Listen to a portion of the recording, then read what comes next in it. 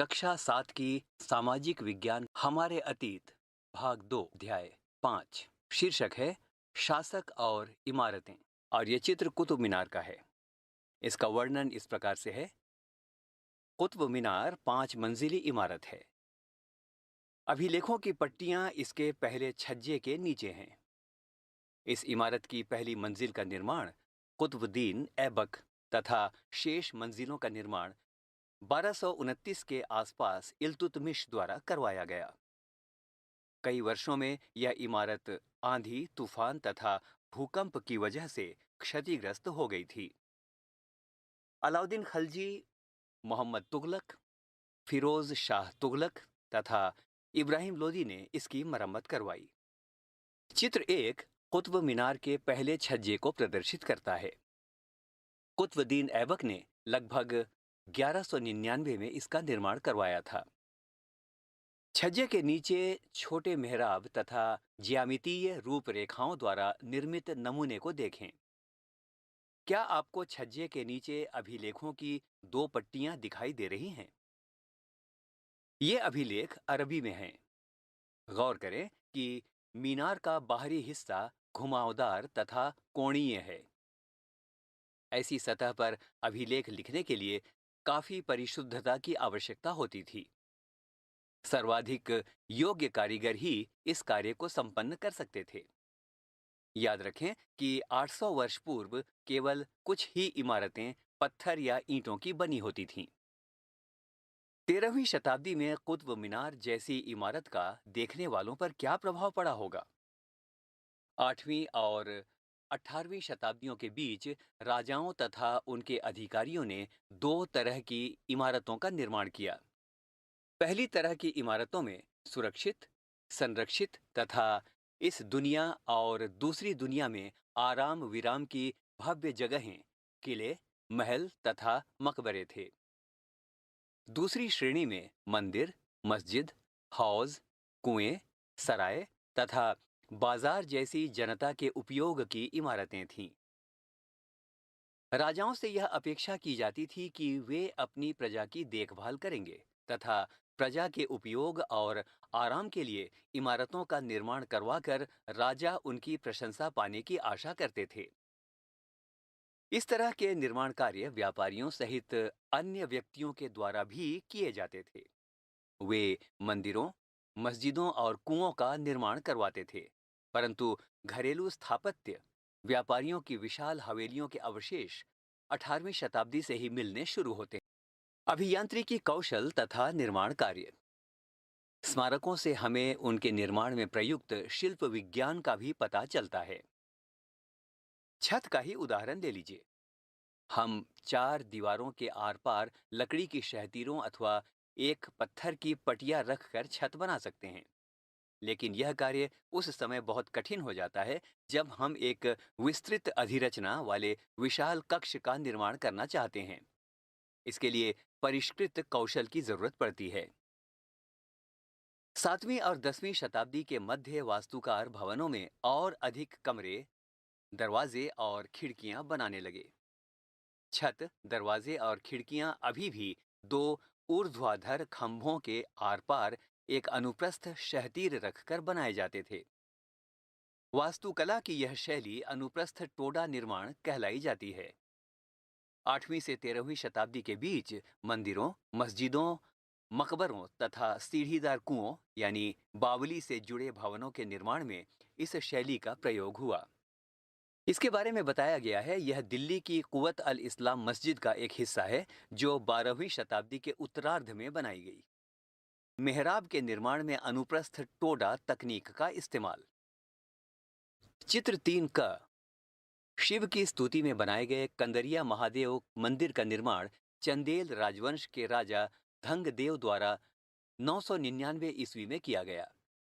चित्र 3 ख मंदिर की योजना है। एक अलंकृत द्वार से इसके प्रवेश भाग और मुख्य सभा भवन यानी महामंडप, जहां नृत्य का आयोजन होता था, तक पहुंचा जाता था। प्रमुख देवता की मूर्ति मुख्य मंदिर यानी गर्भगृह में रखी जाती थी।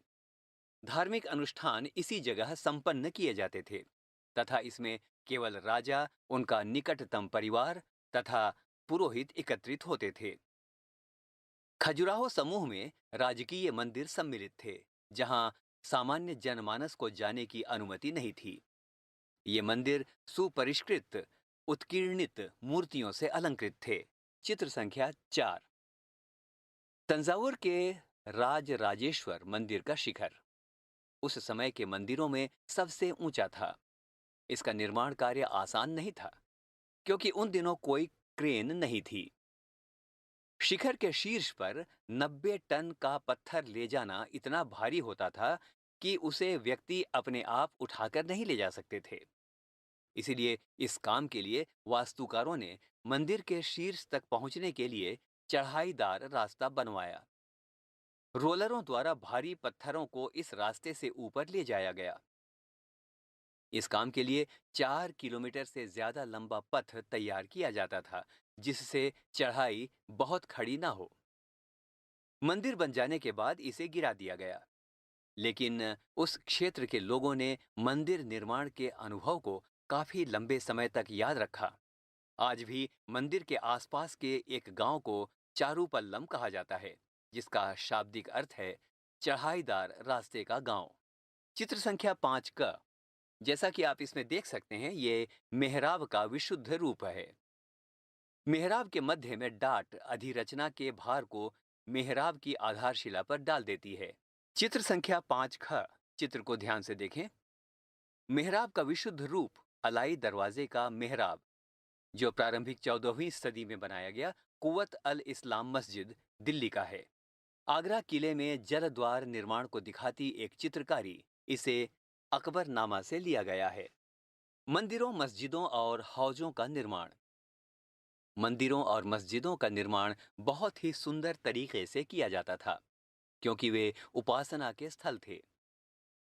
वे अपने संरक्षक की शक्ति, धन वैभव तथा भक्ति भाव का भी प्रदर्शन करते थे। उदाहरण के लिए राज राजेश्वर मंदिर को लिया जा सकता है। एक अभिलेख से इस बात का संकेत मिलता है कि इस मंदिर का निर्माण राजा राजदेव ने अपने देवता राज राजेश्वरम की उपासना हेतु किया था। ध्यान दें कि राजा और उसके देवता के नाम काफी मिलते जुलते हैं। राजा ने इस तरह का नाम इसीलिए रखा क्योंकि यह नाम मंगलकारी था और राजा स्वयं को ईश्वर के रूप में दिखाना चाहता था। धार्मिक अनुष्ठान के जरिए मंदिर में एक देवता यानी राजा राजदेव दूसरे देवता यानी राज राजेश्वरम का सम्मान करता था। सभी विशालतम मंदिरों का निर्माण राजाओं ने करवाया था। मंदिर के अन्य लघु देवता शासक के सहयोगियों तथा अधीनस्थों के देवी देवता थे। यह मंदिर शासक और उसके सहयोगियों द्वारा शासित विश्व का एक लघु रूप ही था। जिस तरह से वे राजकीय मंदिरों में इकट्ठे होकर अपने देवताओं की उपासना करते थे, ऐसा प्रतीत होता था मानो उन्होंने देवताओं के न्यायप्रिय शासन को पृथ्वी पर ला दिया हो। मुसलमान सुल्तान तथा बादशाह स्वयं को भगवान के अवतार होने का दावा तो नहीं करते थे, किंतु फारसी दरबारी इतिहासों में सुल्तान का वर्णन अल्लाह की परछाई के रूप में हुआ है।